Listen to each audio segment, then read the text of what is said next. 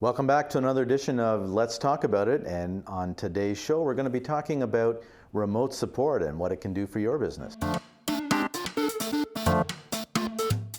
So James, obviously you and I both use remote support tools all the time to access clients and resolve issues quickly. What does that really mean for the client, and how does that help their business? Well, I don't know about you, but I have a minimum of half hour of travel time if I have to go on site somewhere. So You drive slow? I'm a very slow driver. Lots of traffic, construction.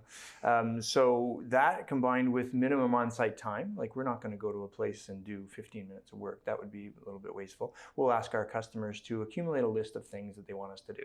So typically it's an hour visit on site plus the travel time. That gets costly if you only have a few things to get done. And especially if I need something done now. Now. Yeah, I can't wait for you to drive here from the other end of Ottawa or Montreal or whatever it might be. So of course, remote access tools are the next best thing, right? They've been around forever. Remote desktop built into Windows. You can use that almost any time. There's other tools, of course, that we use. But the benefit of these is obviously the main one is we don't have to go to your site, and we can also do 15-minute increments, let's say. We're not billing you that minimum 1 hour to come on site. We can just connect and do the work that needs to be done, and as you said, almost instantly. So it's less costly for the client, but they get immediate service, the feeling of having someone there at all times. And the benefit is someone's not making you get out of your chair so they can work on your computer. You can stay at your desk. You can do other things while we do our work. But frequently they're on the phone with the technician, and the technician connects and is, can you show me what you're talking about live? So I think that's pretty beneficial to them. There are some other features that these software have. We'll call it the remote access agents. They'll have little tools where we can see what's happening with the processes of the computer. We can start and restart things. We can shut things down. There's a bunch of things we can do remote.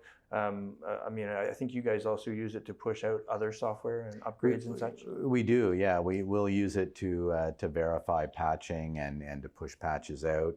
The nice thing about that is there are a lot of things you can do behind the scenes, so you're not at all disturbing the client. They can, to be honest, in a lot of cases, continue working, and you're able to look in behind the scenes on their system and find out what the problem is. Yeah. Now we've heard people say, I'm not sure I want to have an agent running on my computer where you can get in anytime. What would you say to that? How would you make them feel better about that? You can do various things with that. If the client wants, we can set it up so we have to ask them, and it prompts them, and they allow us in.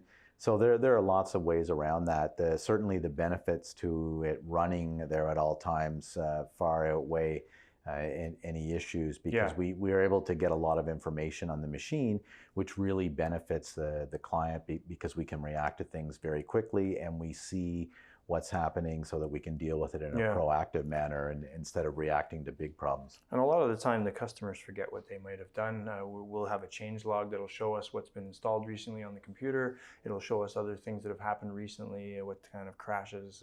Obviously the event viewer, we can use a regular Windows environment.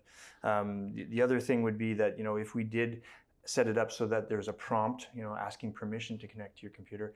If you went for lunch, let's say, and forgot to let us get in, then we couldn't do our work, while you're doing other things. Right. So typically we try to prompt the customers, just let us, it would be very bad for business if we were connecting to computers without permission. So we make sure that we always get permission before we connect, We do so much work remotely that we're very used to that, and I think it's really beneficial for the client because it's a much lower cost. It means that it's very immediate in most cases, so you're not waiting for someone. So the pros far outweigh any cons there are to it. And typically there's no extra cost for these, right? Like I'm throwing them in, as part of our service contract, that we're going to put a remote access software on your computer and allow us to manage your machines properly. So they don't have to worry about that. I think maybe we could name some of the most popular ones that people might have heard of that, when they're searching, they understand what we're talking about. There's TeamViewer, there's SplashTop.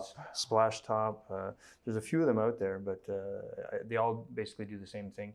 You're also able to record the session, right? So it looks like, you guys connected and broke something else. You can actually show the proof that this is all that we did. And there's a chat window, so you can keyboard chat back and forth with the client to get information. So that's usually very helpful. Plus, file transfer. Yeah, you can do file transfers back and forth from a client machine if they need to be able to send you something. Yeah, very handy. Other things you can do with it are to easily restart a machine.